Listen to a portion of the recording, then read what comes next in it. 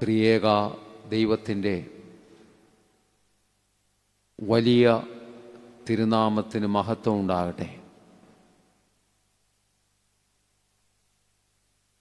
അടുത്ത കാലത്ത് ഇറങ്ങിയ ഒരു ഡോക്യുമെൻ്ററിയുടെ പേര് ഇങ്ങനെയാണ്: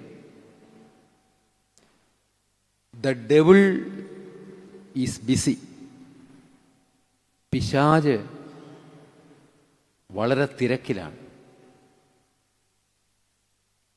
പിശാച് ഓവർ ടൈം വർക്ക് ചെയ്തുകൊണ്ടിരിക്കുക നമ്മെ തോൽപ്പിക്കാൻ. ദുഷ്ടശക്തികൾ മനുഷ്യ മനസ്സിൻ്റെ താളം തെറ്റിക്കുന്നു. നമ്മുടെ ആത്മീയ ഊർജം ചോർത്തിക്കളയുന്നു. നമ്മിൽ കുറ്റവാസന ഉണ്ടാക്കുന്നു. അക്രമം ചെയ്യുവാൻ പ്രേരിപ്പിക്കുന്നു. നമ്മുടെ സുബോധം നഷ്ടപ്പെടുത്തുന്നു. നമ്മെ നിരന്തരം പ്രലോഭിപ്പിക്കുന്നു. സ്വാർത്ഥത, ദുഷ്ടത, അസൂയ ഇതൊക്കെ നമ്മിൽ ഇഞ്ചക്റ്റ് ചെയ്യുന്നു, കുത്തിവെക്കുന്നു. വൈകൃതങ്ങൾക്കും വഷളത്വങ്ങൾക്കും പ്രേരണ നൽകുന്നു.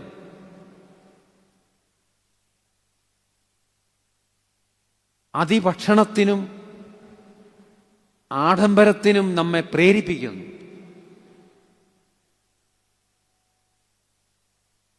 പിശാചിൻ്റെ പ്രലോഭനങ്ങൾക്കെതിരെ ധ്യാനവും നോമ്പും ഉപവാസവും ഒരു തെറാപ്പിയാണ്, ചികിത്സാവിധിയാണ്, തെറാപ്പിയാണ്. ശരീരത്തിനും ആത്മാവിനും ആവശ്യമായ ഒരു ചികിത്സാവിധിയാണ് ധ്യാനവും ഉപവാസവും നോമ്പനുഷ്ഠാനവും. അത് ഒരു അറ്റകുറ്റപ്പണിയാണ്, ഒരു ക്ലെൻസിങ് പ്രോസസ്സാണ്. നമ്മെ വൃത്തിയാക്കുകയാണ്, ശുചിയാക്കുകയാണ്.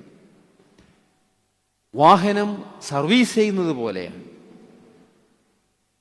നമ്മെ ചൂളയിലിട്ട് ശുദ്ധീകരിക്കലാണ്. നമ്മുടെ മുറിവുകൾ കരിച്ച് ദൈവത്തോടും മനുഷ്യരോടും നമ്മെ നിരപ്പാക്കുന്നു. ആന്തരിക ജാഗ്രതയും ആത്മീയ ഉണർവും നമുക്ക് നൽകുന്നു. ദുഷ്ടശക്തികളെ തോൽപ്പിക്കാനുള്ള ശക്തി നമുക്ക് നൽകുന്നു. ധ്യാനവും നോമ്പും ഉപവാസവും ശിക്ഷണം നൽകുന്നു, ഡിസിപ്ലിൻ നൽകുന്നു, ഇച്ഛാശക്തിയും അനുതാപവും നൽകുന്നു. മെഡിക്കൽ സയൻസ് പറയുന്നുണ്ട്, നാം ധ്യാനിക്കുമ്പോൾ മനുഷ്യ മസ്തിഷ്കത്തിലെ ചില പ്രത്യേക ഭാഗങ്ങളിൽ ഉദ്ദീപനം നടക്കുന്നു. ഇല്ലൂമിനേഷൻ, ഉദ്ദീപനം നടക്കുന്നു. ഏതൊക്കെ ഭാഗങ്ങളാണെന്നും പറയുന്നുണ്ട്. മനുഷ്യ മസ്തിഷ്കത്തിലെ, ബ്രെയിനിലെ prefrontal cortex, parietal cortex, temporal cortex, അങ്ങനെയുള്ള ഭാഗങ്ങളിലെ ഉദ്ദീപനം നൽകുന്നു. മനുഷ്യൻ്റെ ഊർജപാളികളെ ക്രമപ്പെടുത്തി സൗഖ്യം നൽകുന്നു. നമുക്കിന്നത്തെ ദിവസം വളരെ ഒരുക്കത്തോടെ, ധ്യാനത്തോടെ ഈ വചന ശുശ്രൂഷയിൽ സംബന്ധിക്കാം, പ്രാർത്ഥനയോടെ. യോനായുടെ പുസ്തകത്തിൽ നിന്നുള്ള ഭാഗങ്ങളാണല്ലോ ഇന്നത്തെ ദിവസം നാം പ്രത്യേകമായി ധ്യാനിക്കുന്നത്. 2 വേദഭാഗങ്ങൾ നിങ്ങളുടെ ധ്യാനത്തിനായി സമർപ്പിക്കുകയാണ്. ഒന്ന്, യോനായുടെ പുസ്തകം 1-ാം അധ്യായം 2-ാം വാക്യം.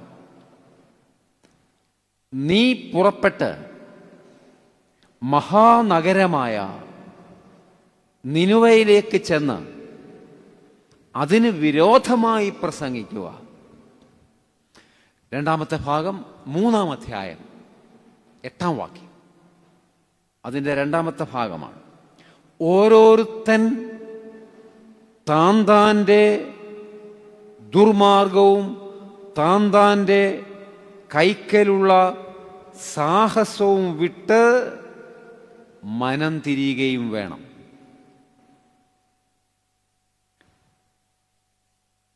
ഇന്നത്തെ നമ്മുടെ നാട് പഴയ നിനുവ പട്ടണം പോലെ തന്നെയാണ്, ഒരു സംശയവും വേണ്ട. പഴയ നിനുവയിലെ സമൂഹത്തെ പോലെ തന്നെയാണ്. അസീറിയയുടെ തലസ്ഥാനമായിരുന്നു നിനവെ. മഹാനഗരമായിരുന്നു, ഒരു പുറജാതി കേന്ദ്രമായിരുന്നു, വൈകൃതങ്ങളുടെ കേന്ദ്രമായിരുന്നു, ദുഷ്ടതയും വഷളത്വവും നിറഞ്ഞ കേന്ദ്രമായിരുന്നു. ഇന്നത്തെ സമൂഹത്തിൽ നാം കാണുന്നുണ്ട് വൈകൃതങ്ങളുടെ ആഘോഷം, ദ സെലിബ്രേഷൻ ഓഫ് പെർവേർഷൻസ്. ഇന്നത്തെ സമൂഹത്തിൽ നമുക്ക് ചുറ്റും വൈകൃതങ്ങളുടെ ആഘോഷം നടക്കുകയാണ്. മാത്രമല്ല, തിന്മയുടെ സൗന്ദര്യവൽക്കരണം നടക്കുകയാണ്. Aesthetics of evil. തിന്മയായതെല്ലാം സുന്ദരമാണെന്ന് മനുഷ്യൻ പാടിപ്പുകഴ്ത്തുകയാണ്. നമ്മിൽ പണ്ടത്തേക്കാൾ സ്വാർത്ഥത കൂടിക്കൂടി വരികയാണ്. നാം ദൈവത്തെ വെല്ലുവിളിക്കുന്നു. നമുക്ക് അനുതാപബോധമില്ല. നമ്മുടെ പക്ഷം ചേരൽ എങ്ങോട്ടാണ്? അനീതിയുമായി പക്ഷം ചേരുന്നു. ബൈബിളിന്റെ ഭാഷയിൽ പറഞ്ഞാൽ നന്മയ്ക്ക് തിന്മ എന്നും തിന്മയ്ക്ക് നന്മ എന്നും പേര് പറയും. മറ്റുള്ളവരെ മുറിവേൽപ്പിക്കുന്നതിൽ ആനന്ദം കണ്ടെത്തുന്നു. പ്രത്യേകമായി ഇന്നത്തെ സമൂഹത്തിൽ വർഗീയ വിദ്വേഷം പ്രചരിപ്പിക്കുവാൻ പലരും ഒരുങ്ങി പുറപ്പെടുന്നു. ഇന്നത്തെ ഈ കാലഘട്ടത്തിന് മറ്റു ചില പ്രത്യേകതകൾ കൂടിയുണ്ട്. അറിവിൻ്റെ മേഖലകൾ വിസ്തൃതമാകുന്നു. അതോടൊപ്പം അനേകർ വഴിതെറ്റിപ്പോകുന്നു. അറിവ് നേടുന്ന പലരും, പാണ്ഡിത്യം കൈക്കലാക്കുന്ന പലരും, അനേകർ വഴിതെറ്റിപ്പോകുന്നു. അറിവ് ദുരുപയോഗപ്പെടുത്തുന്നു, പണം ദുരുപയോഗപ്പെടുത്തുന്നു, സമയവും കഴിവുകളും ദുരുപയോഗപ്പെടുത്തുന്നു. സദാ ഉണർന്നിരിക്കുന്ന യന്ത്രങ്ങളാണ് നമുക്ക് ചുറ്റും. യന്ത്രങ്ങൾ മനുഷ്യരെ ഭരിക്കുന്ന അനുഭവത്തിലേക്ക് വരികയാണ്. ആർട്ടിഫിഷ്യൽ ഇന്റലിജൻസ്, നിർമ്മിത ബുദ്ധി, അതിൻ്റെ അപകടങ്ങളെക്കുറിച്ച് മനുഷ്യൻ ബോധവാന്മാരായിക്കൊണ്ടിരിക്കുകയാണ്. മനുഷ്യരെല്ലാം ചാരഗ്രഹങ്ങളുടെ നിരീക്ഷണത്തിലാണ്. നിർമ്മിത ബുദ്ധിയുടെ ദൂഷ്യവശങ്ങൾ നാം കാണണം. വിവേകമില്ലാതാകുന്നു. ബുദ്ധിയും ശക്തിയും ഒക്കെ ഉണ്ടാകാം, വിവേകമില്ലാതാകും, അച്ചടക്കമില്ലാതാകും. പലതരം വൈറസുകൾ ഇന്ന് പെരുകുകയാണ്. തിന്മയുടെ വൈറസുകൾ പെരുകുകയാണ്. യോബിന്റെ പുസ്തകത്തിൽ അസ്ഥികളെ തുളയ്ക്കുന്ന ഉറങ്ങാത്ത വൈറസുകൾ എന്നൊരു പ്രയോഗമുണ്ട്. യോബിന്റെ പുസ്തകം 30-ാം അധ്യായം 16-17 വാക്യങ്ങൾ. ഇപ്പോൾ എൻ്റെ പ്രാണൻ എൻ്റെ ഉള്ളിൽ നിന്ന് ഊറ്റിയെടുക്കുന്നു. കഷ്ടകാലം എന്നെ പിടിച്ചിരിക്കുന്നു. ഉറങ്ങാത്ത വൈറസുകൾ എൻ്റെ അസ്ഥികളെ തുളയ്ക്കുന്നു. പലതരം വൈറസുകൾ മനുഷ്യനെ ആക്രമിക്കുകയാണ്. അതുപോലെ ഇന്നത്തെ സമൂഹത്തിൽ മറ്റുള്ളവരുടെ മനസ്സ് വായിക്കാൻ കഴിയുന്ന സാങ്കേതിക വിദ്യ വികസിപ്പിച്ചുകൊണ്ടിരിക്കുകയാണ്. മനസ്സ് ദുഷ്ടത തിങ്ങി നിറയുകയാണ്. ട്രാൻസ്പെറൻസി നഷ്ടപ്പെടുകയാണ്. അതുപോലെ ഇന്നത്തെ സമൂഹത്തിന്റെ മറ്റൊരു പ്രത്യേകത, ഒരു ബിന്ദുവിൽ വൻപിച്ച വിവരശേഖരണം അടക്കി വച്ചിരിക്കുന്നു. അതിന് ക്വാണ്ടം കമ്പ്യൂട്ടിംഗ് എന്ന് പറയും. Quantum computing. ഒരു ബിന്ദുവിൽ അനേകം വൻപിച്ച വിവരശേഖരണം ഒരുക്കി വച്ചിരിക്കുകയാണ്.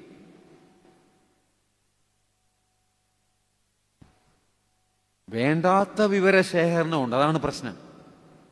മനുഷ്യന് ആവശ്യമുള്ള വിവരശേഖരണം മാത്രമല്ല, മനുഷ്യന് വേണ്ടാത്ത വിവരശേഖരവും കുന്നുകൂടുകയാണ്.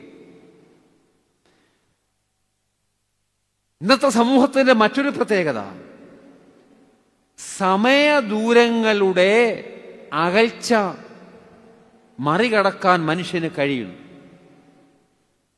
അതിന് പറയുന്ന പേരാണ് ക്വാണ്ടം എൻറ്റാങ്കിൾമെന്റ് എന്ന് പറയും. ക്വാണ്ടം എൻറ്റാങ്കിൾമെന്റ്,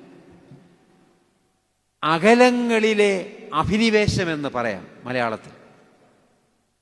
അതായത് ഭൂതകാലത്തിലേക്കും ഭാവി കാലത്തിലേക്കും അനന്തമായി എത്തി നോക്കാൻ മനുഷ്യന് കഴിയുന്നു. സമയകാലങ്ങൾക്കപ്പുറം കടന്നു എന്ന് പരസ്പരം സംവദിക്കാൻ കഴിയുന്നു. നാം നമ്മുടെ വിശുദ്ധരെ തേടിച്ചെല്ലുകയാണെങ്കിൽ, നമ്മുടെ മരിച്ചുപോയവരെയും വിശുദ്ധരെ അങ്ങോട്ട് തേടിച്ചെല്ലുകയാണെങ്കിൽ, അവർ ഇങ്ങോട്ട് നമ്മെ തേടി വരും. ഇന്നത്തെ ഒരു വെളിച്ചമാണ്, കണ്ടുപിടുത്തമാണ്. ക്വാണ്ടം എൻറ്റാങ്കിൾമെന്റിന്റെ പ്രത്യേകതയാണ്.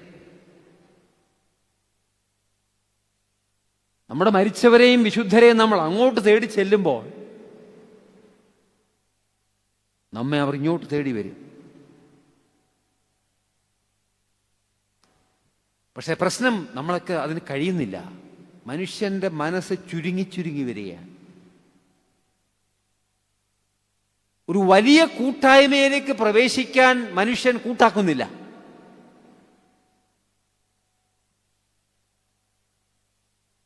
നമ്മൾ ചുരുങ്ങിപ്പോകും, നമ്മെ തന്നെ ചുരുങ്ങിപ്പോകുന്നു. ഞാൻ ഞാൻ ഞാൻ എൻ്റേത്, സ്വാർത്ഥ ചിന്തകൾ. ഒരു വലിയ കൂട്ടായ്മയിലേക്ക് കടന്നു ചെല്ലുവാൻ നമുക്ക് കഴിയുന്നില്ല പലപ്പോഴും. വിശുദ്ധ സഭ ഒരു വലിയ കൂട്ടായ്മയാണ്. It's A macro level fellowship എന്ന് പറയും. ജീവനോടിരിക്കുന്നവരുടെയും വാങ്ങിപ്പോയവരുടെയും ഒരു വലിയ സമൂഹത്തിൻ്റെയും കൂട്ടായ്മയാണ് സഭ. അതിലേക്ക് യഥാർത്ഥമായി കടന്നു ചെല്ലുവാൻ, ആ വലിയ കൂട്ടായ്മയുടെ ശക്തി അനുഭവിപ്പാൻ മനുഷ്യൻ കൂട്ടാക്കുന്നില്ല. ഇന്നത്തെ സമൂഹത്തിന്റെ മറ്റൊരു പ്രത്യേകത കൂടെ പറഞ്ഞ് ഞാൻ ആ ഭാഗം അവസാനിപ്പിക്കാം. പല രീതിയിൽ നേട്ടങ്ങൾ ഉണ്ടാകുമ്പോഴും സാമ്പത്തികമായ ഉച്ചനീചത്വങ്ങൾ വർദ്ധിക്കുകയാണ്. സാമ്പത്തികമായ ഉച്ചനീചത്വങ്ങൾ വർദ്ധിക്കുന്നു. ഒരു വശത്ത് നേട്ടം, ഭൗതിക നേട്ടങ്ങൾ, മറുവശത്ത് സാമ്പത്തികമായ ഉച്ചനീചത്വങ്ങൾ. കഴിഞ്ഞ ആഴ്ച ലോകം ശ്രദ്ധിച്ച ഒരു സമ്മേളനമായിരുന്നു സ്വിറ്റ്സർലൻഡിലെ ദാവോസിൽ നടന്ന ലോക സാമ്പത്തിക ഫോറം സമ്മേളനം, വേൾഡ് ഇക്കണോമിക് ഫോറം. കഴിഞ്ഞ ആഴ്ച ആ സമ്മേളനത്തിൽ കാനഡയുടെ പ്രധാനമന്ത്രി മാർക്ക് കാർണി എന്നയാൾ ചെയ്ത ഒരു പ്രസംഗത്തിൽ പറഞ്ഞ കാര്യങ്ങൾ ഇന്ന് വളരെ പ്രസക്തമാണ്. അദ്ദേഹം പറഞ്ഞു, ലോകം ഇന്ന് കോട്ട കെട്ടി വേർതിരിക്കപ്പെട്ടിരിക്കുന്നു. സമ്പത്ത് ആയുധമാക്കുന്നു. ധനവാൻ ദരിദ്രനെ പീഡിപ്പിക്കുന്നു. ചൂഷണം ചെയ്യുന്നു. ബലഹീനർ തീന്മേശയിലെ വിഭവമാക്കി തീർന്നു. ബലമുള്ളവർ ബലഹീനരെ തീന്മേശയിലെ വിഭവമാക്കി തീർക്കുന്നു, കഷണമാക്കുന്നു. വൻ രാഷ്ട്രങ്ങൾ ചുമത്തുന്ന ടാക്സിനെ സൂചിപ്പിച്ചൊക്കെയാണ് കനേഡിയൻ പ്രധാനമന്ത്രി ഇത് പറഞ്ഞത്. ശക്തർ തോന്നുംപടി ചെയ്യുന്നു, അതിന്റെ ഫലം അനുഭവിക്കുന്നത് ദുർബലരാണ്. ബലമുള്ളവരുടെ, ശക്തരുടെ കുത്തഴിഞ്ഞ പ്രവർത്തനം മൂലം അതിന്റെ പ്രയാസം അനുഭവിക്കുന്നവർ പാവപ്പെട്ടവരാണ്. വ്യാപാര നിയമങ്ങൾ പക്ഷപാതപരമാകുന്നു. ലോകം കൂടുതൽ ദരിദ്രവും അസ്ഥിരവുമായി കൊണ്ടിരിക്കുന്നു. ദുർബലരായവരുടെ അതിജീവന മാർഗം എന്താണെന്ന് ആ സമ്മേളനത്തിൽ ചൂണ്ടിക്കാട്ടുകയുണ്ടായി.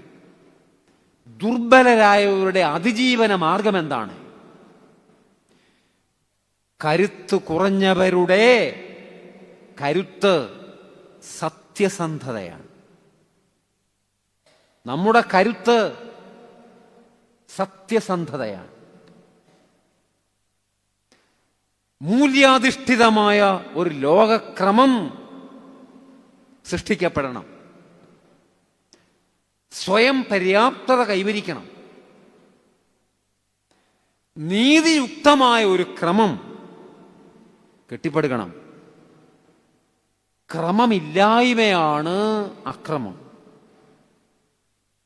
മനുഷ്യന്റെ ക്രമമില്ലായ്മയിലേക്ക് സൂചന നൽകുന്ന പുസ്തകമാണ് യോനായുടെ പുസ്തകം.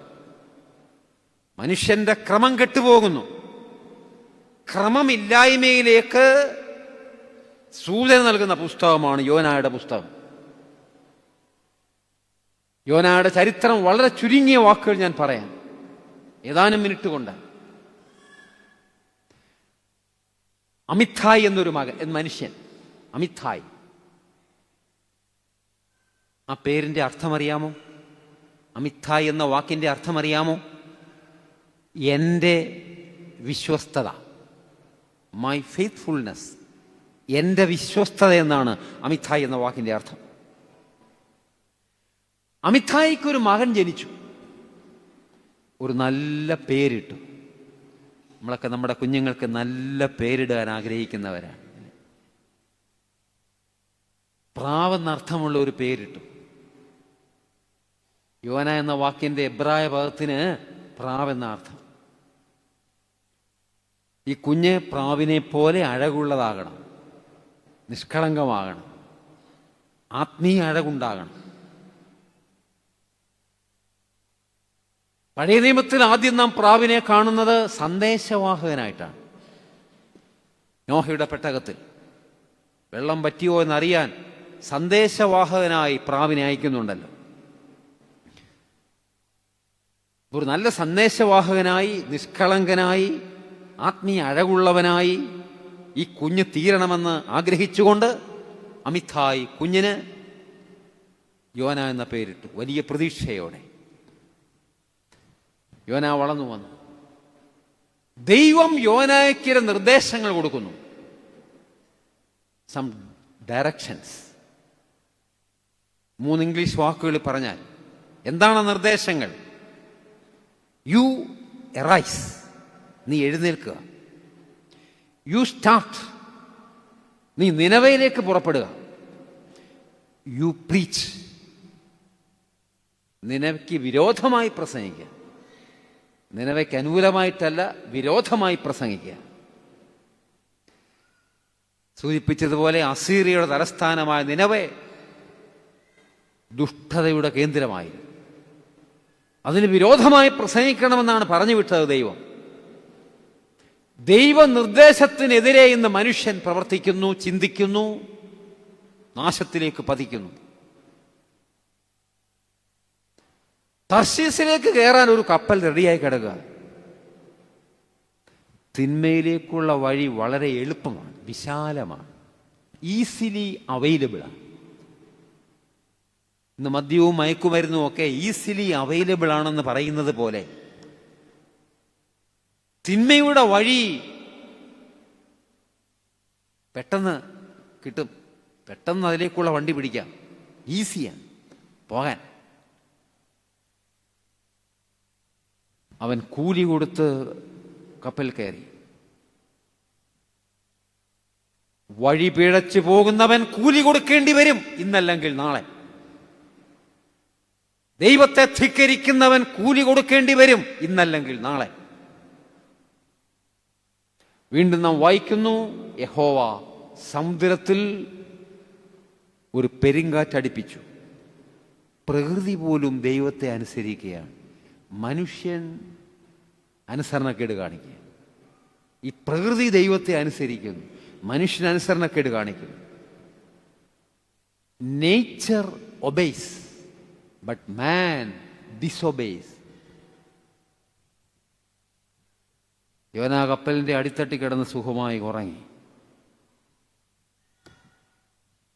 അവൻ പടിപടിയായി താഴുകയാണ്, അധപ്പതിക്കുകയാണ്. അനേകർ ഇന്ന് പടിപടിയായി താഴുന്നു, അധപ്പതിക്കുന്നു. ആത്മീയമായി താഴെ തട്ടിൽ പോയി കിടക്കുന്നു. ഉണർന്നിരിക്കേണ്ടവൻ ജാഗ്രത കാണിക്കുന്നില്ല. നമുക്കറിയാമല്ലോ, ഒരു പഴഞ്ചൊല്ലുണ്ട്, ലോകം ഉറങ്ങുമ്പോൾ യോഗി ഉണരുന്നു. നാം യോഗികളായി തീരുന്നില്ല. ലോകം ഉറങ്ങുമ്പോൾ യോഗി ഉണരുന്നു. നാം ഇന്ന് ഉണരുന്നില്ല, വേണ്ട പോലെ ഉണർന്ന് പ്രവർത്തിക്കുന്നില്ല. അടിത്തട്ടിൽ കിടന്ന് ഉറങ്ങുകയാണ് ശാന്തമായി. അവർ ചീട്ടിട്ടു. ആര് മൂലമാണ് ഈ പ്രശ്നം വന്നതെന്നറിയാൻ? ചീട്ട് യോനായ്ക്ക് തന്നെ വീണു. മനുഷ്യ, നിനക്ക് ചീട്ട് വീഴുന്ന ഒരു സമയം വരും. ആരും കാണുന്നില്ല, ആരും കേൾക്കുന്നില്ല എന്ന് മനസ്സിലാക്കി നീ ഓരോന്ന് പറയുമ്പോൾ, ഓരോന്ന് പ്രവർത്തിക്കുമ്പോൾ, ഓരോന്ന് കാട്ടിക്കൂട്ടുമ്പോൾ നിനക്ക് ചീട്ട് വീഴുമെന്ന് നീ ഓർക്കണം. അനുസരണക്കേട് കാണിക്കുന്നവന് ചീട്ട് വീഴും. God will find you. God will catch you. ഇന്നല്ലെങ്കിൽ നാളെ ദൈവം നിന്നെ പിടിക്കും, ഇന്നല്ലെങ്കിൽ നാളെ. അവർ യോനായെ പിടിച്ചു. അവനെ ചീട്ട് വീണല്ലോ. ഒത്തിരി ചോദ്യങ്ങൾ ചോദിക്കുകയാണ്. നിന്റെ പേരെന്താ? നിന്റെ നാടെന്താ? നീ എവിടെ നിന്നാ വരുന്നേ? നീ എവിടേക്കാ പോകുന്നേ? ഇതൊക്കെ അസ്തിത്വപരമായ ചോദ്യങ്ങളാണ്, എക്സിസ്റ്റൻഷ്യൽ ക്വസ്റ്റ്യൻസ് ആണ്. മനുഷ്യനിന്ന് ഇത്തരം അസ്തിത്വപരമായ ചോദ്യങ്ങളും ചോദിച്ചുകൊണ്ടിരിക്കണം. എൻ്റെ യഥാർത്ഥ നാട് എവിടെയാണ്? ഞാൻ എവിടെ നിന്നാണ് വന്നത്? ഞാൻ എവിടേക്കാണ് പോകുന്നത്? അങ്ങനെയുള്ള അസ്തിത്വപരമായ ചോദ്യങ്ങൾ ചോദിക്കുവാൻ മനുഷ്യന് കഴിയണം. അല്ലെങ്കിൽ അവൻ്റെ അന്വേഷണം ഭാഗികമായിരിക്കും, സത്യസന്ധമായിരിക്കുകയില്ല.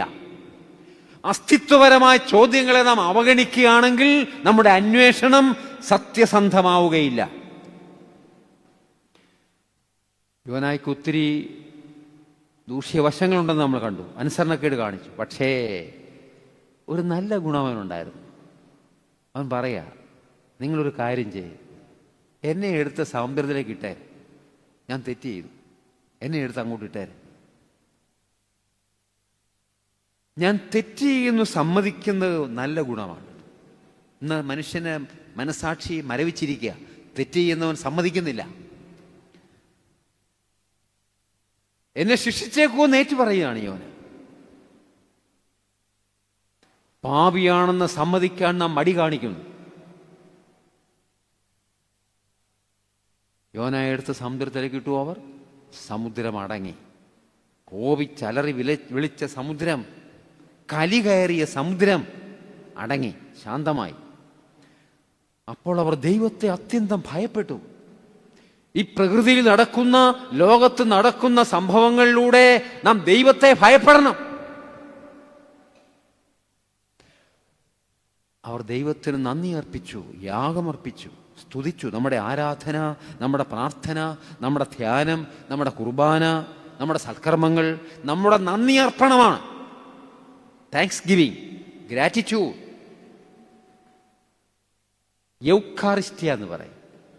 വിശുദ്ധ കുർബാനയുടെ മറ്റൊരു പേരാണല്ലോ യൂക്കറിസ്റ്റ്. ഗ്രീക്ക് ഭാഷയിൽ യൗക്കാറിസ്റ്റിയ താങ്ക്സ് ഗിവിങ്. നമ്മുടെ ജീവിതം തന്നെ ദൈവസന്നിധിയിൽ താങ്ക്സ് ഗിവിങ് ആയി തീരണം. നന്ദികേട് കാണിക്കരുത്. പ്രിയപ്പെട്ടവരെ, യോനായ എടുത്ത് സമുദ്രത്തിലിട്ടപ്പോൾ സമുദ്രകോപം അടങ്ങി.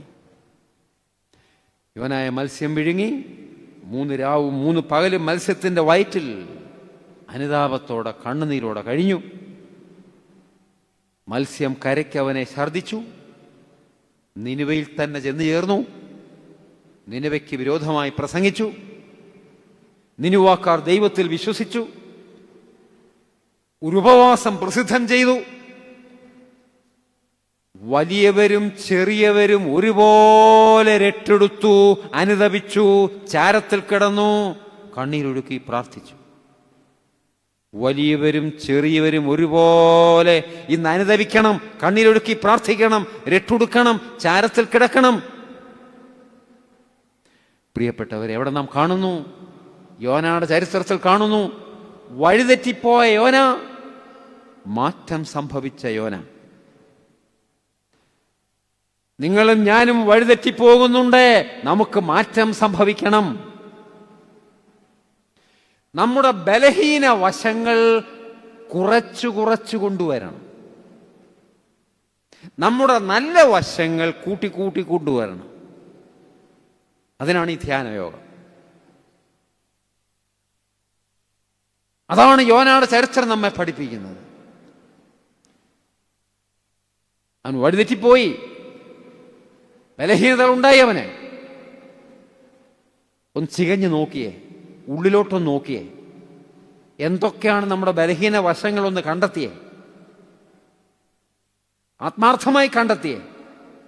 നമ്മുടെ ബലഹീന വശങ്ങൾ കുറച്ചു കൊണ്ടുവരണം. നമുക്ക് ചില കാര്യങ്ങൾ പോസിറ്റീവ് കാര്യങ്ങളായിരിക്കും, വശങ്ങളായിരിക്കും. അത് കൂട്ടി കൊണ്ടുവരണം. നന്മയുടെ വശങ്ങൾ കൂട്ടി കൊണ്ടുവരണം. എന്താണ് യോനയുടെ ബലഹീന വശങ്ങൾ? തന്നെക്കുറിച്ചുള്ള പ്രതീക്ഷകൾ നഷ്ടപ്പെടുത്തി. പിതാവായ അമിത്തായിക്കും നാട്ടുകാർക്കും ദൈവം തമ്പുരാനും തന്നെക്കുറിച്ചുള്ള പ്രതീക്ഷകൾ നഷ്ടപ്പെടുത്തി. ആത്മീയ അഴക് ചോർന്നുപോയി. ദൈവത്തിന്റെ സന്ദേശവാഹകനായില്ല. നിഷ്കളങ്കതയുടെ മുഖം നഷ്ടപ്പെടുത്തി. ദൈവം നൽകിയ നിർദ്ദേശങ്ങൾ അനുസരിച്ചില്ല.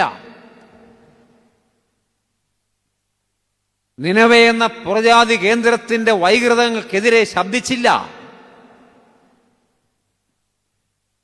തിന്മയിലേക്ക് പോകാനുള്ള വഴി തെരഞ്ഞെടുത്തു. എന്തെല്ലാം സംഭവിച്ചാലും കണ്ടിട്ടും കൊണ്ടിട്ടും അനുഭവിച്ചിട്ടും നമ്മൾ പാഠങ്ങൾ പഠിക്കുന്നില്ല. ഈ തലമുറ, നമ്മുടെ കുഞ്ഞുങ്ങളും ചെറുപ്പക്കാരും മുതിർന്നവരും നമ്മളൊക്കെയും പാഠങ്ങൾ പഠിക്കുന്നില്ല. കണ്ടിട്ടും കൊണ്ടിട്ടും അനുഭവിച്ചിട്ടും പാഠങ്ങൾ പഠിക്കുന്നില്ല.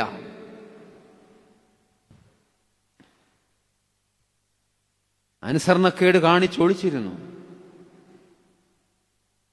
അസ്തിത്വപരമായ ചോദ്യങ്ങൾക്ക് ഉത്തരം കണ്ടെത്താൻ കഴിഞ്ഞില്ല അവന്. ഒടുവിലൊരു മാറ്റം സംഭവിക്കുകയാണ്. അടിസ്ഥാനപരമായ രൂപാന്തരം സംഭവിക്കുകയാണ് നമ്മിൽ എല്ലാവരിലും. ഈ നിമിഷം, അത് നാളേക്ക് മാറ്റി വെക്കരുത്. അടിസ്ഥാനപരമായ ഒരു മാറ്റം സംഭവിക്കണം. A deep rooted change. അടിസ്ഥാനപരമായ രൂപാന്തരം നിനക്ക് ആവശ്യമുണ്ട്, എന്നെ കേൾക്കുന്ന സഹോദര സഹോദരി. തെറ്റിനെ കുറിച്ച് അവൻ അഗാധമായി പശ്ചാത്തപിച്ചു. നമുക്ക് അഗാധമായി പശ്ചാത്തപിക്കാം, കണ്ണീരൊഴുക്കാം, ഹൃദയമുരുകി പ്രാർത്ഥിക്കാം.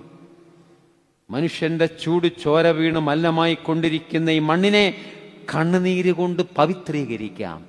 കണ്ണുനീര് കൊണ്ട് നമ്മുടെ ഭാവനങ്ങളെ നമ്മുടെ നാടിനെയും ശുദ്ധീകരിക്കാൻ കഴിയട്ടെ. അഗ്നിപരീക്ഷകളിലൂടെ ശുദ്ധീകരിക്കപ്പെട്ടു യോന. മനസ്സുരുകി കരഞ്ഞു.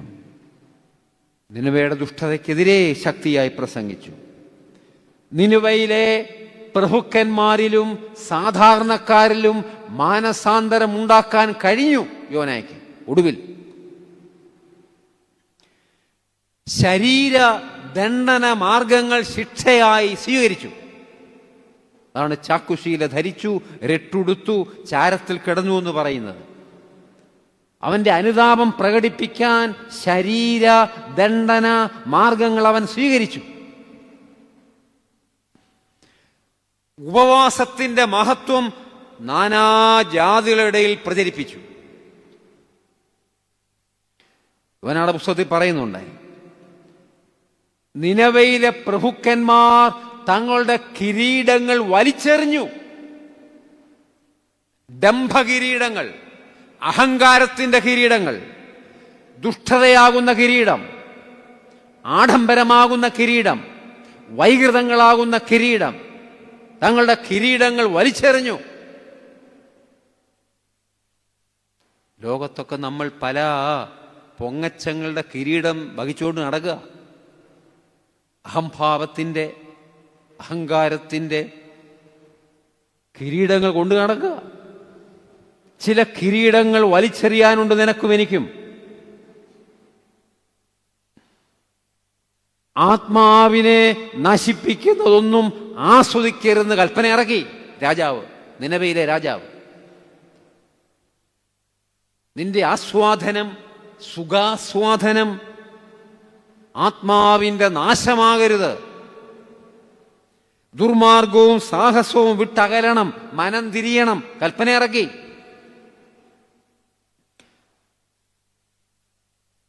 പ്രിയപ്പെട്ടവരെ, യോനയുടെ പുസ്തകത്തിൽ നിന്നുള്ള 6 പാഠങ്ങൾ പറഞ്ഞുകൊണ്ട് എൻ്റെ ധ്യാനപ്രസംഗം അവസാനിക്കും. യോനയുടെ പുസ്തകത്തിൽ നിന്നുള്ള വളരെ പ്രസക്തമായ 6 പാഠങ്ങൾ. 1, ജീവിതം ഒരു നിയോഗമാണ്, അത് നിറവേറ്റണം. നമുക്ക് ദൈവം തന്നിരിക്കുന്ന ജീവിതം ഒരു നിയോഗമാണ്. It's a vocation, divine vocation. ജീവിതം ഒരു നിയോഗമാണ്, അത് നിറവേറ്റണം. ദൈവം നൽകുന്ന മാർഗനിർദ്ദേശങ്ങൾ സ്വീകരിക്കണം. ആ നിർദ്ദേശങ്ങൾ എന്തൊക്കെയാണെന്ന് ധ്യാനത്തിലൂടെ അറിയണം. ദൈവത്തിന്റെ വെളിപ്പെടുത്തലുകൾ സ്വീകരിക്കണം വിശ്വാസത്തോടെ. അതിനൊരുക്കണം നമ്മുടെ മനസ്സ്, നമ്മുടെ ഹൃദയം ഒരുക്കണം. ദൈവത്തിന്റെ അരുളപ്പാടുകൾ അവഗണിക്കരുത്. ദൈവത്തിന്റെ അരുളപ്പാടുകൾ വിശുദ്ധീകരണത്തിനുള്ള മാർഗമാണ്. 1 തെസ്സലോനിക്കർ 4:7. ദൈവം നമ്മെ അശുദ്ധിക്കല്ല വിശുദ്ധീകരണത്തിനത്രേ വിളിച്ചത്. ദൈവത്തിന്റെ അരുളപ്പാടുകൾ നിത്യജീവങ്കലേക്കുള്ള ആഹാരമാണ്. വിശുദ്ധ യോഹന്നാൻ എഴുതിയ സുവിശേഷം 6-ാം അധ്യായം 27-ാം വാക്യം. നശിച്ചു പോകുന്ന ആഹാരത്തിനായിട്ടല്ല, നിത്യജീവങ്കലേക്ക് നിലനിൽക്കുന്ന ആഹാരത്തിനായിട്ട് തന്നെ പ്രവർത്തിപ്പീൻ. അത് മനുഷ്യപുത്രൻ നിങ്ങൾക്ക് തരും. വിശുദ്ധീകരണത്തിനുള്ള മാർഗമാണ്, നിത്യജീവങ്കലേക്കുള്ള ആഹാരമാണ്, അനുതാപത്തിന്റെ മാർഗമാണ്. വിശുദ്ധ ലൂക്കോസ് എഴുതിയ സുവിശേഷം 24-ാം അധ്യായം 32-ാം വാക്യം. അവൻ വഴിയിൽ നമ്മോട് സംസാരിച്ച് തിരുവെഴുത്തുകളെ തെളിയിക്കുമ്പോൾ നമ്മുടെ ഹൃദയം നമ്മുടെ ഉള്ളിൽ കത്തിക്കൊണ്ടിരുന്നില്ലയോ എന്നവർ തമ്മിൽ പറഞ്ഞു. എമ്മോസിലേക്കുള്ള വഴിയിൽ കർത്താവ് പ്രത്യക്ഷപ്പെട്ടപ്പോൾ യാത്രക്കാരുടെ കണ്ണു തുറന്നു. അവർ തമ്മിൽ പറഞ്ഞ കാര്യമാണ്.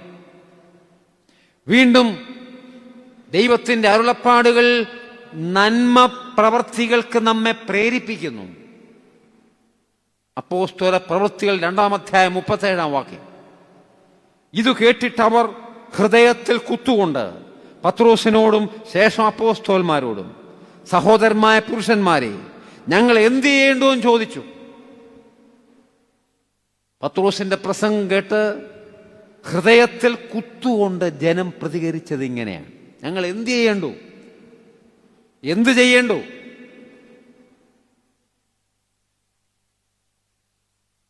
നമ്മുടെ ഡോക്സ, സ്തുതിപ്പ് അല്ലെങ്കിൽ അറിവുകൾ പ്രാക്സിസായി മാറണം, പ്രവൃത്തികളായി മാറണം.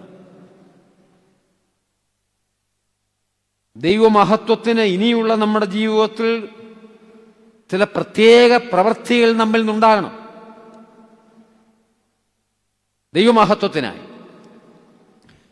ദൈവത്തിന്റെ അരുളപ്പാടുകൾ നന്മ പ്രവൃത്തികളിലേക്ക് നമ്മെ പ്രേരിപ്പിക്കുന്നു. 107-ാം സങ്കീർത്തനം 20-ാം വാക്യം വളരെ വ്യക്തമായിട്ട് പറയുന്നുണ്ട്: ദൈവത്തിന്റെ അരുളപ്പാടുകൾ സൗഖ്യം നൽകുന്ന മരുന്നാണ്. അവൻ തൻ്റെ വചനത്തെ അയച്ച് അവരെ സൗഖ്യമാക്കി. നമ്മെ സൗഖ്യമാക്കുന്നതിനുള്ള ദൈവത്തിന്റെ പദ്ധതിയാണ് ദൈവത്തിന്റെ അരുളപ്പാടുകൾ. യോനായെ സൗഖ്യമാക്കുന്നതിനുള്ള ദൈവത്തിന്റെ പദ്ധതിയായിരുന്നു. അവനത് തിരിച്ചറിഞ്ഞില്ല ആദ്യം. നീറുന്ന ഹൃദയങ്ങൾക്ക് സാന്ത്വനവും ആശ്വാസവും സൗഖ്യവും നൽകുന്ന മരുന്നാണ്. It is the only panacea for this aching world. അവങ്കലേക്ക് മനം തിരിയണം. ദൈവത്തിന്റെ അരുളപ്പാടുകൾ അന്വേഷിക്കണം, കണ്ടെത്തണം. നമ്മുടെ പ്രശ്നങ്ങൾക്ക് പരിഹാരം തിരുവചനത്തിലുണ്ട് പ്രിയപ്പെട്ടവരെ. അന്വേഷിച്ച് കണ്ടെത്തണം.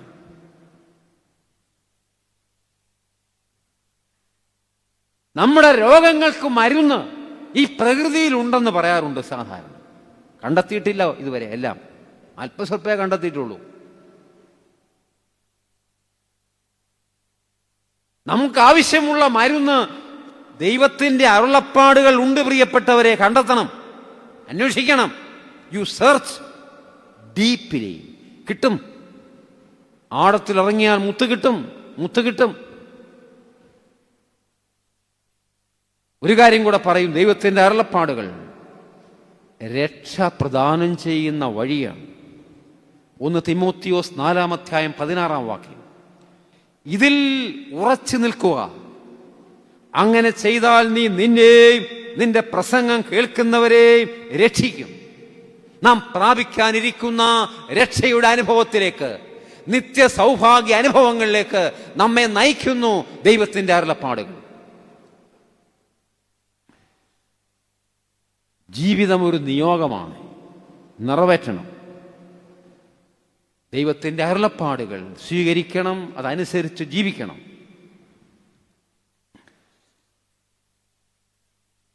രണ്ടാമത്തെ പാഠം,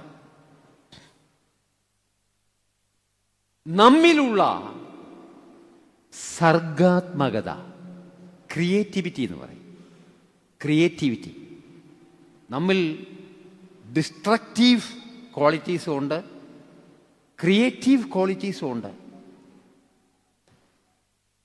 നശീകരണത്തിന്റെ വിത്ത് നമ്മിലുണ്ട്, സർഗാത്മകതയുണ്ട്. നമ്മിലുള്ള സർഗാത്മകത പോഷിപ്പിക്കണം. അതാണ് രണ്ടാമത്തെ കാര്യം. നമ്മിലുള്ള സർഗാത്മകതയെ പോഷിപ്പിക്കണം. മണ്ണിനടിയിൽ കിടക്കുന്ന ഒരു വിത്ത് സങ്കല്പിക്കുക. വിത്തിനുള്ളിൽ എന്തെല്ലാം സാധ്യതകളാണ്, നമ്മിൽ എന്തെല്ലാം സാധ്യതകളാണ്. A bundle of probabilities. സാധ്യതകളുടെ നിറവാണ് നമ്മിലുള്ളത്.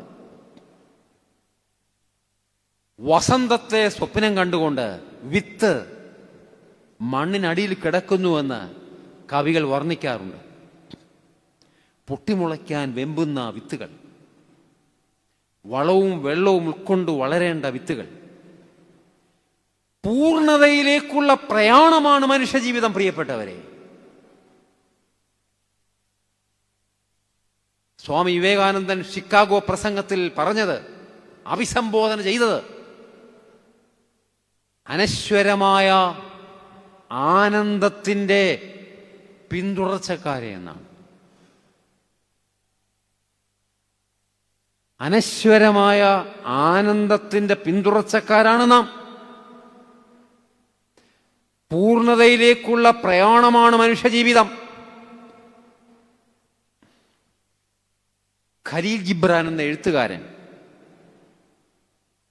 തന്റെ പുസ്തകമായ പ്രവാചകൻ അതിനകത്ത് എഴുതി, അനശ്വരമായ ഒരു വൃക്ഷമായി ദൈവത്തെ സങ്കല്പിച്ചാൽ നാം അതിലെ ഇലകളും പൂക്കളും ഫലങ്ങളുമാണ്. കാലമെന്നത് അനശ്വരതയിലേക്ക് പറക്കുന്ന പക്ഷിയുടെ ചിറകുകളെ പോലെയാണ്. നമ്മുടെ നിയോഗം അനശ്വരതയിലേക്കുള്ള പ്രയാണം, നമ്മിലുള്ള സർഗാത്മകതയെ പോഷിപ്പിക്കണം. അതിനെക്കുറിച്ചാണ് സഭാപിതാക്കന്മാർ പഠിപ്പിക്കുന്നത്. ദൈവീകരണം പ്രാപിക്കണം, ഇൻഫിനിറ്റ് ഗ്രോത്ത് ഇൻ ഗുഡ്നെസ്, നമ്മിൽ നന്മയിലുള്ള നിരന്തരമായ വളർച്ചയുണ്ടാകണം. മരണം നിത്യതയിലേക്കുള്ള കവാടമാണെന്ന് പറയും. നിത്യ തേജസ്സിനെ പ്രാപിക്കാനുള്ള ദൈവ വിളിയാണ് ജീവിതം. നമ്മുടെ ഈ ജീവിതവും നമ്മുടെ മരണവും നിത്യ തേജസ്സിനെ പ്രാപിക്കാനുള്ള ദൈവത്തിന്റെ വിളിയാണ് പ്രിയപ്പെട്ടവരെ.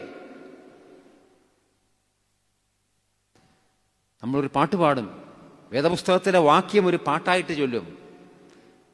കഷ്ടങ്ങൾ സാരമില്ല, കണ്ണുനീർ സാരമില്ല, നാം പ്രാപിക്കാനിരിക്കുന്ന നിത്യ തേജസ്സിനെ ഓർക്കുമ്പോൾ കഷ്ടങ്ങൾ സാരമില്ല. അവിടെയൊക്കെ നാം പ്രാപിക്കാനിരിക്കുന്ന നിത്യ തേജസ്സിനെ കുറിച്ചുള്ള പ്രത്യാശയോടെ ജീവിക്കണമെന്ന് പറയുകയാണ്. നമ്മിലുള്ള സർഗാത്മകതയെ പോഷിപ്പിച്ചുകൊണ്ട് പ്രത്യാശയോടെ ജീവിപ്പാനും ദൈവീകരിക്കപ്പെടുവാനും നമുക്കിടയാകണം. മഹാന്മാർ പറയും, ഗ്രോ ഓൾഡ് മീനിങ്ഫുള്ളി, അർത്ഥവത്തായി വളരുക. ഗ്രോ ഓൾഡ് കോൺഷ്യസ്ലി, ബോധപൂർവമായി വളരുക. ഗ്രോ ഓൾഡ് ഗ്രേസ്ഫുള്ളി, പ്രസാദാത്മകമായിട്ട് വളരുക.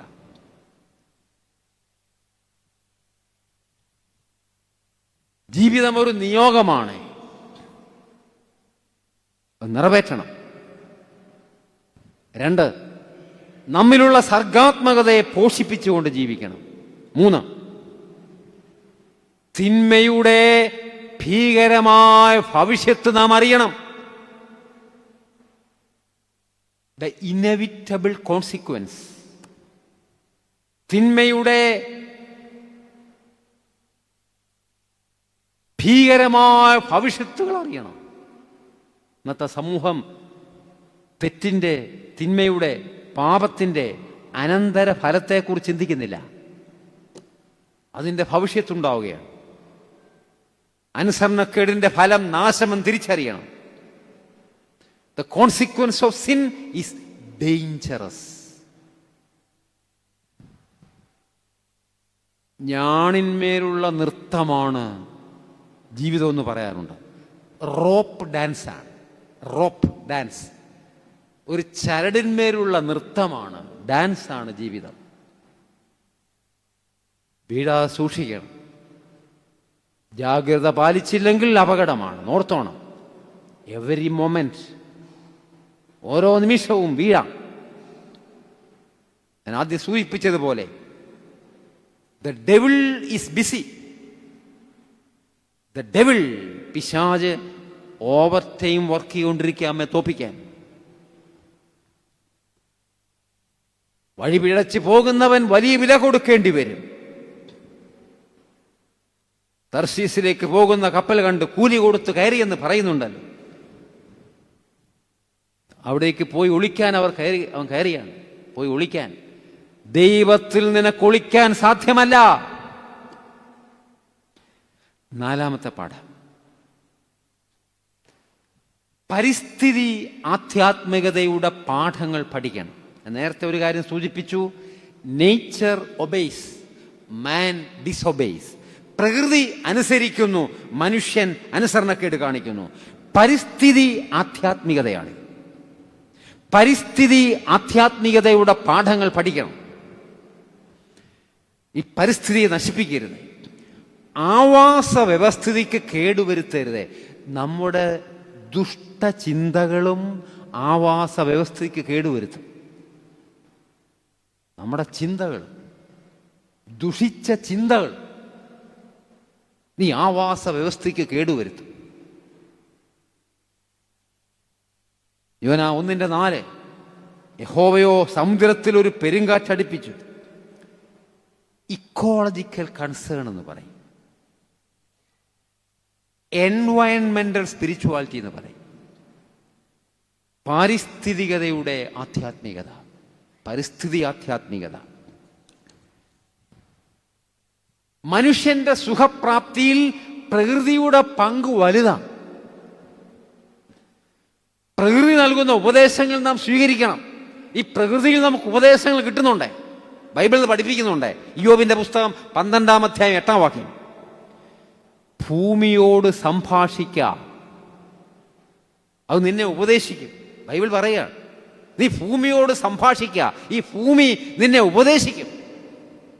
സമുദ്രത്തിലെ മത്സ്യം നിന്നോട് വിവരിക്കും. ദൈവത്തിൻ്റെ അത്ഭുത പ്രവർത്തനങ്ങൾ സമുദ്രത്തിലെ മത്സ്യങ്ങളും ഈ ഭൂമിയും നമ്മെ അറിയിക്കും, നമ്മോട് വിവരിക്കുമെന്നാണ് ബൈബിൾ പറയുന്നത്.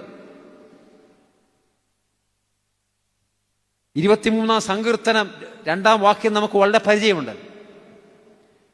പച്ചയായ പുൽപ്പുറങ്ങൾ അവൻ നമ്മെ കിടത്തുന്നു, സ്വസ്ഥതയുള്ള വെള്ളത്തിനരികേക്ക് എന്നെ നടത്തുന്നു.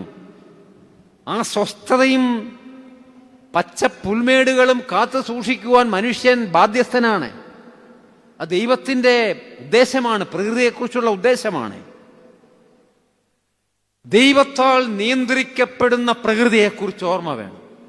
നമ്മെയും ഈ പ്രകൃതിയെയും നിയന്ത്രിക്കുന്നത് ദൈവമാണെന്ന് തിരിച്ചറിയണം. ആ നിയന്ത്രണത്തിന് വിധേയപ്പെടണം. അതിനാണ് സഭാപിതാക്കന്മാർ പേര് പറയുന്നത് ദ ലെസൺസ് ഓഫ് ഇക്കോ തേണോമിയ എന്ന് പറയും.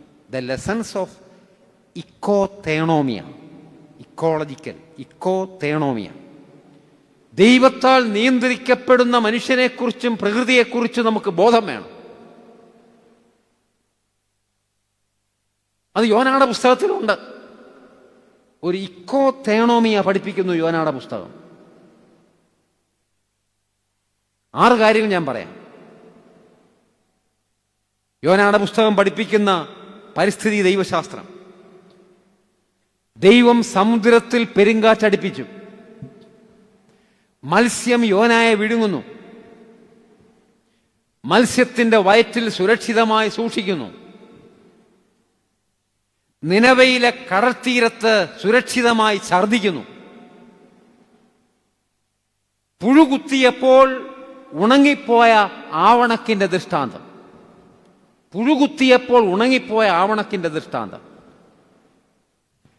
മനുഷ്യനും മൃഗവും അനുതപിച്ച് രട്ടുപുതച്ച് ദൈവത്തോട് വിളിച്ചപേക്ഷിക്കണം. മനുഷ്യൻ മാത്രമല്ല, മൃഗങ്ങളും അനുതപിക്കണമെന്ന് പറയാണ് യോനായുടെ പുസ്തകത്തിൽ. മനുഷ്യനും മൃഗവും അനുതപിച്ച് രട്ടുപുതച്ച് ദൈവത്തോട് വിളിച്ചപേക്ഷിക്കണം. യോനാ 3:8. സർവചരാചരങ്ങളുടെയും പരസ്പരമുള്ള ആശ്രയത്വം മൂലമാണ് മനുഷ്യന്റെ നിലനിൽപ്പ്. അതാണ് ഇക്കോതേണോമിയ. ദൈവത്താൽ നിയന്ത്രിക്കപ്പെടുന്ന, വിധേയപ്പെടുന്ന, ദൈവത്തിന് വിധേയപ്പെടുന്ന പ്രകൃതി മനുഷ്യനും. നമ്മുടെ സുഖസൗകര്യങ്ങൾ വർദ്ധിപ്പിക്കാൻ മറ്റു സൃഷ്ടികളെ ചൂഷണം ചെയ്യരുത്. നിന്നെപ്പോലെ എൻ്റെ അയൽക്കാരനെ സ്നേഹിക്കണമെന്ന് കർത്താവ് പഠിപ്പിച്ചു. നമ്മുടെ അയൽക്കാർ ഈ ജീവജാലങ്ങൾ കൂടിയാണ്. തൊട്ടപ്പുറത്ത് താമസിക്കുന്ന അയൽക്കാരെ മാത്രമല്ല നമ്മുടെ അയൽക്കാർ. നിന്നെപ്പോലെ എൻ്റെ അയൽക്കാരനെ സ്നേഹിക്കണമെന്ന് കർത്താവ് പഠിപ്പിച്ചത് ഈ ജീവജാലങ്ങളെ കൂടി സ്നേഹിക്കണമെന്നാണ്. അത് പറയാൻ വേണ്ടിയാണ്. അത് മനുഷ്യൻ മനസ്സിലാക്കണം. ആരാണ് നമ്മുടെ അയൽക്കാർ? ആരാണ് ഭൂമിയുടെ അവകാശികൾ? പ്രകൃതിയ ജീവജാലങ്ങളും ഭൂമിയുടെ അവകാശികളാണ്. പരിസ്ഥിതി നാശം മൂലം വിദൂര സ്ഥലങ്ങളിലും നാശം ഉണ്ടാകും. നമ്മുടെ അശുദ്ധിയും പാപവും ദുഷ്ടതയും മൂലം വിദൂര സ്ഥലങ്ങളിലും നാശമുണ്ടാകും പ്രിയപ്പെട്ടവരെ. പ്രകൃതി അടക്കി വാഴാനല്ല, സൂക്ഷിക്കാനും കാത്തു സൂക്ഷിക്കാനുമാണല്ലോ മനുഷ്യനെ സൃഷ്ടിച്ചിരിക്കുന്നത്. To keep it and to till it. അതിൽ അധ്വാനിക്കാനും കാത്തു സൂക്ഷിക്കാനുമാണല്ലോ. മനുഷ്യൻ ദൈവത്തിനും ഈ ലോകത്തിനും മധ്യേ പ്രപഞ്ചത്തെ രൂപാന്തരപ്പെടുത്തുന്ന ശക്തിയാകണം. നിങ്ങൾ ഞാനും നമ്മുടെ സാന്നിധ്യം മൂലം, നമ്മുടെ വിശുദ്ധി മൂലം, നമ്മുടെ പ്രാർത്ഥനാ ജീവിതം മൂലം ഈ പ്രപഞ്ചത്തെ രൂപാന്തരപ്പെടുത്തിക്കൊണ്ടിരിക്കണം, തേജസ്കരിച്ചുകൊണ്ടിരിക്കണം. മനുഷ്യൻ പ്രപഞ്ചത്തിൻ്റെ ഒരു കൗദാശിക സാന്നിധ്യമായി തീരണം. A sacramental presence. നിങ്ങളുടെയും എൻ്റെയും ഈ ഭൂമിയിലെ സാന്നിധ്യം ഒരു കൗദാശിക സാന്നിധ്യമാകണം. A sacramental presence. ഈ പ്രപഞ്ചത്തെ രൂപാന്തരപ്പെടുത്തുന്ന, നമ്മുടെ പ്രാർത്ഥന മൂലം, കണ്ണുനീര് മൂലം, വിശുദ്ധി മൂലം, സൽക്കർമ്മങ്ങൾ മൂലം ഈ പ്രപഞ്ചത്തെ രൂപാന്തരപ്പെടുത്തുന്ന കൗദാശിക സാന്നിധ്യമാകണം നമ്മുടേത്. അഞ്ചാമത്തെ സന്ദേശം, മനുഷ്യ, നീ പടിപടിയായി താഴുന്ന അവസ്ഥ ഉണ്ടാകരുത്. യോന 1:5-6 വാക്യങ്ങൾ. യോനയോ കപ്പലിൻ്റെ അടിത്തട്ടിൽ ഇറങ്ങിക്കിടന്ന് നല്ലവണ്ണം ഉറങ്ങുകയായിരുന്നു. കപ്പൽ പ്രമാണി അവൻ്റെ അടുക്കൽ വന്ന് അവനോട്, നീ ഉറങ്ങുന്നത് എന്ത്? എഴുന്നേറ്റ് ദൈവത്തെ വിളിച്ചപേക്ഷിക്കാം. നാം നശിച്ചു പോകാതിരിക്കേണ്ടതിന് ദൈവം പക്ഷേ നമ്മെ കടാക്ഷിക്കുമെന്ന് പറഞ്ഞു.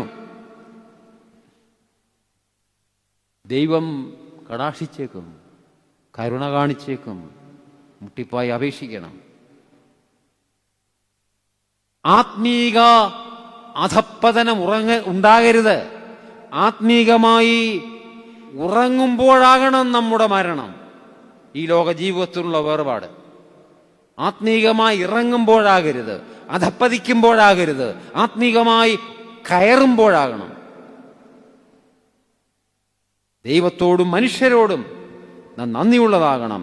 ജീവിത വ്യാപാരങ്ങളിൽ സൂക്ഷ്മത പുലർത്തണം, ജാഗ്രത പുലർത്തണം.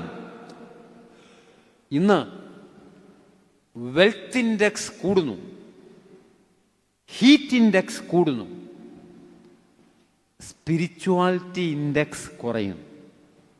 മനുഷ്യന്റെ അവസ്ഥയാണ്. നേരിൽ നിന്ന് വ്യതിചലിക്കുന്ന മനുഷ്യൻ, പതിയിരുന്ന് അന്യോന്യം ആക്രമിക്കുന്ന മനുഷ്യൻ, ധാർമ്മികമായി അധപ്പതിച്ചാൽ ചൂള പോലെ കത്തുന്ന ഒരു ദിവസം വരുമെന്ന് ബൈബിൾ മുന്നറിയിപ്പ് നൽകുന്നു. മനുഷ്യജീവിതം സമുദ്രത്തിലൂടെ നീങ്ങുന്ന ഒരു കപ്പൽ പോലെയാണ്. അതിൻ്റെ ചുക്കാനും പായകളും വിവേകവും ധർമ്മബോധവുമാകണം. നമ്മെ നയിക്കുന്നത് വിവേകവും ധർമ്മബോധവുമാകണം. ആറാമത്തെ സന്ദേശം കൂടെ പറഞ്ഞ് എൻ്റെ പ്രസംഗം അവസാനിപ്പിക്കും. 12 മണിക്ക് പ്രസംഗം അവസാനിപ്പിക്കേണ്ടതാണല്ലോ. ആറാമത്തെ കാര്യം ഇതാണ്: ആത്മാർത്ഥമായ പശ്ചാത്താപം ഉണ്ടാകണം. ആത്മാർത്ഥമായ പശ്ചാത്താപം. യോനായുടെ അനുസരണക്കേട് മൂലം ജനത്തിന്റെ അസ്വസ്ഥതയും നിലവിളിയും നാം കാണുന്നു. 1-ാം അധ്യായം 14-ാം വാക്യം. അയ്യോ യഹോവേ, ഈ മനുഷ്യന്റെ ജീവൻ നിമിത്തം ഞങ്ങൾ നശിച്ചു പോകരുതേ. നിർദോഷ രക്തം ചൊരിയിച്ച കുറ്റം ഞങ്ങളുടെ മേൽ വരുത്തരുതേ. നാം പ്രാർത്ഥിക്കണം ഇതുപോലെ. അയ്യോ യഹോവേ, മനുഷ്യന്റെ ജീവൻ നിമിത്തം ഞങ്ങൾ നശിച്ചു പോകരുതേ. നിർദോഷ രക്തം ചൊരിയിച്ച കുറ്റം ഞങ്ങൾ മേൽ വരുത്തരുതേ. യോനായ്ക്ക് ഇതാൻ ചെയ്ത തെറ്റിനെ കുറിച്ച് ആത്മാർത്ഥമായ പശ്ചാത്താപം ഉണ്ടായി. പശ്ചാത്താപത്തിന്റെ പ്രവൃത്തികൾ നമ്മിൽ ഉണ്ടാകണം. അവർ repentance, കോൺട്രിഷൻ should lead to specific actions of faith. നമ്മുടെ പശ്ചാത്താപം പ്രത്യേകമായ പ്രവർത്തനങ്ങളിലേക്ക് നയിക്കണം. സഭാപിതാക്കന്മാർ പശ്ചാത്താപത്തിൻ്റെ ആത്മീയത പഠിപ്പിക്കുന്നുണ്ട്. പ്രത്യേകിച്ച് പൗരസ്ത്യ സഭയുടെ പിതാക്കന്മാർ പശ്ചാത്താപത്തിൻ്റെ ആത്മീയത ഇപ്രകാരം വിശദീകരിക്കുന്നു: ദ സ്പിരിച്വാലിറ്റി ഓഫ് റിപ്പൻറ്റൻസ്, കോൺട്രിഷൻ. ആത്മതപനം ഉണ്ടാകണം, ആത്മാവിൻ്റെ തപനം, യഥാർത്ഥമായ അനുതാപം, അനുതാപം കൊണ്ട് തിളയ്ക്കുന്ന ഹൃദയം, ആത്മതപനം. ആന്തരിക ജാഗ്രത, ഇന്നർ വാച്ച്ഫുൾനെസ്, ആന്തരിക ജാഗ്രത ഉണ്ടാകണം. നിരന്തരമായ ഉണർവുണ്ടാകണം. ശുദ്ധി സൗന്ദര്യം ഉണ്ടാകണം. ശുദ്ധി സൗന്ദര്യം, ഹൃദയത്തിൻ്റെ സൗന്ദര്യം വർദ്ധിപ്പിക്കണം. നമ്മൾ പ്രാധാന്യം കൊടുക്കുന്ന ബാഹ്യ സൗന്ദര്യത്തിനാണ്, ബാഹ്യമായ ആരോഗ്യത്തിനാണ്. ഹൃദയത്തിൻ്റെ സൗന്ദര്യം, മെന്റൽ ഹെൽത്ത്, മാനസികാരോഗ്യം, അതാണ് ശുദ്ധി സൗന്ദര്യം. നിന്റെ ശുദ്ധി സൗന്ദര്യം നീ വർദ്ധിപ്പിക്കണം. മാനസിക ഘടനയെ മെരുക്കിയെടുക്കണം. Taming the mental structure. നമ്മുടെ പ്രാർത്ഥന മൂലം, കണ്ണുനീര് മൂലം, ആധ്യാത്മിക അനുഷ്ഠാനങ്ങൾ മൂലം ആന്തരിക മാനസിക ഘടനയെ മെരുക്കിയെടുത്തുകൊണ്ടിരിക്കണം. നമ്മിലുള്ള ദൈവ തേജസ്സിനെ പ്രകാശിപ്പിക്കണം. നമ്മുടെ പശ്ചാത്താപം മൂലം, അനുതാപം മൂലം നമ്മിലുള്ള ദൈവ തേജസ്സിനെ പ്രകാശിപ്പിക്കണം, പ്രോജ്വലിപ്പിക്കണം. തപസ്സിൻ്റെ ശക്തി ആർജിക്കണം. ഇന്ന് ഈ ലോകത്തിന് നഷ്ടപ്പെട്ടു പോയ തപസ്സിൻ്റെ ശക്തി പുനരാർജിക്കണം. തപസ്സിൻ്റെ ശക്തി, അനുഗ്രഹത്തിൻ്റെ കണ്ണുനീരൊഴുക്കണം. ആന്തരിക നിശ്ചലത മനുഷ്യന് ആവശ്യമാണ്. ഇന്നർ സൈലൻസ്, ആന്തരിക നിശ്ചലത. നമ്മുടെ മനസ്സിനെ ഇളക്കാനാണ് പിശാചിൻ്റെ പ്രവർത്തനം, ഓവർ ടൈം പ്രവർത്തനം. The devil is BC. എന്തിനു വേണ്ടി? നമ്മുടെ മനസ്സിനെ ഇളക്കാൻ, തകർക്കാൻ. ആന്തരിക നിശ്ചലത ആർജിക്കണം. അതാണ് പശ്ചാത്താപം, ഇന്നർ സൈലൻസ്. നിർമ്മമതയും വിരക്തിയും ഉണ്ടാകണം. നിർമ്മമത, വിരക്തി, അതിനെക്കുറിച്ച് സൂചിപ്പിക്കുന്ന സഭാപിതാക്കന്മാർ ഉപയോഗിക്കുന്ന ഒരു ഉദാഹരണമാണ് ഓടുന്ന ഒരു കപ്പലിൻ്റെ ഉദാഹരണം. കപ്പൽ സമുദ്ര തലത്തിലൂടെ ഓടുന്നു, മുങ്ങിപ്പോകാതിരിക്കുന്ന കപ്പൽ. വെള്ളത്തിലൂടെ ഒഴുകുന്നു, തെന്നി പോകുന്നു, മുങ്ങിപ്പോകരുത്. നിർമ്മമത, ലൗകിക സുഖഭോഗങ്ങളിൽ നിർമ്മമത വേണം. പാഷൻസ്, നിയന്ത്രണം വേണം.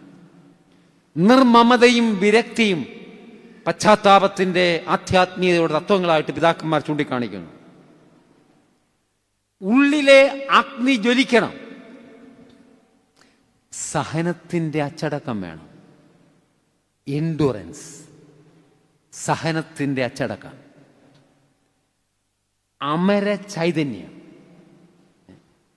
നമ്മിൽ മരിക്കാത്ത ഒരു ചൈതന്യം അലതല്ലണം. അമര ചൈതന്യം. ആത്മീയ ശ്വസനം നമ്മെ സഹായിക്കുമെന്ന് സഭാപിതാക്കന്മാർ പറയുന്നു. ആത്മീയ ശ്വസനം, നമ്മുടെ ശ്വാസക്രമം, ഇംഗ്ലീഷ് ഭാഷയിൽ ഹെസിക്കാസം എന്ന് പറയും. ശ്വസിക്കുമ്പോൾ നാം പ്രാർത്ഥിക്കുന്നു, ഓ മൈ ലോർഡ് ജീസസ്, കർത്താവായ യേശുവേ. ഉച്ഛ്വസിക്കുമ്പോൾ നാം പ്രാർത്ഥിക്കുന്നു, പാപിയായനോട് കരുണ തോന്നണമേ, പാപിയായനോട് കരുണ തോന്നണമേ, പശ്ചാത്തപിക്കുന്നതിനോട് കരുണ തോന്നണമേ.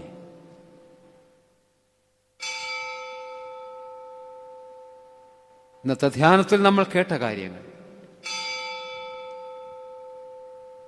നമ്മുടെ നാട് ഇന്ന് പഴയ നിനവ പട്ടണം പോലെ ആയിരിക്കുന്നു. യോനായുടെ ചരിത്രം നമ്മെ പാഠങ്ങൾ പഠിപ്പിക്കണം, നിരന്തരം നമ്മോട് സംസാരിച്ചുകൊണ്ടിരിക്കണം. വഴിതെറ്റിപ്പോയ യോനായി, മാറ്റം സംഭവിച്ച യോനായി, നമ്മിലുള്ള ബലഹീന വശങ്ങൾ കുറച്ചു കൊണ്ടുവരണം. നമ്മിലുള്ള നന്മയുടെ വശങ്ങൾ കൂട്ടി കൊണ്ടുവരണം. യോനായുടെ പുസ്തകത്തിൽ നിന്നുള്ള 6 പാഠങ്ങൾ നാം കണ്ടു.